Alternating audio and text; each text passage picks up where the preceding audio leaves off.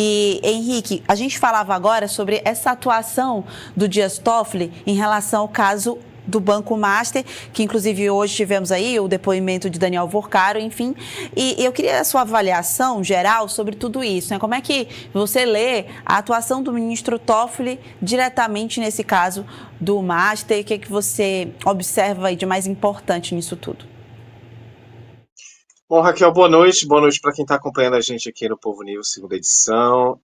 Hoje um cenário um pouco diferente, né? Estou conversando com vocês de casa. Mas, Raquel, eu avalio que a trajetória do Toffoli em relação a esse caso tem sido muito errática, não é?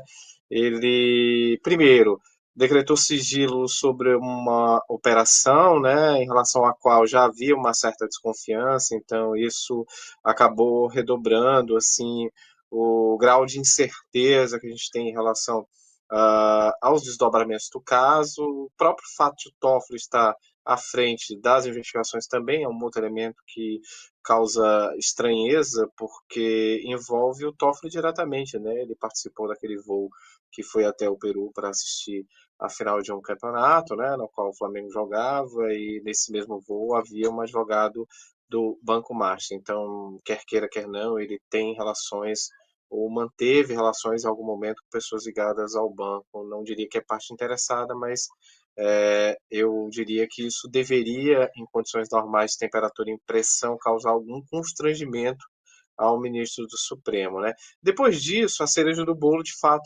foi a cariação, né? Segundo juristas, no momento em que a própria investigação dispensava, porque ela ainda estava numa fase inicial, né? A gente viu que o Toffoli recuou, deixou que essa decisão fosse tomada pela própria Polícia Federal. Nesse momento, o ex-presidente do Banco de Brasília está sendo ouvido pela Polícia Federal lá em Brasília, não é? O ex-controlador do Márcio já foi ouvido, ele já foi questionado, já foi interpelado em relação à própria atuação do Banco Central e à decisão de liquidar o Márcio, e na sequência o servidor do Banco Central também será questionado, mas não na condição de investigado. Então, Raquel, eu acho que essa trajetória do Toffoli tem altos e baixos, né? Ele, de fato, tem se comportado de maneira pouco transparente, né?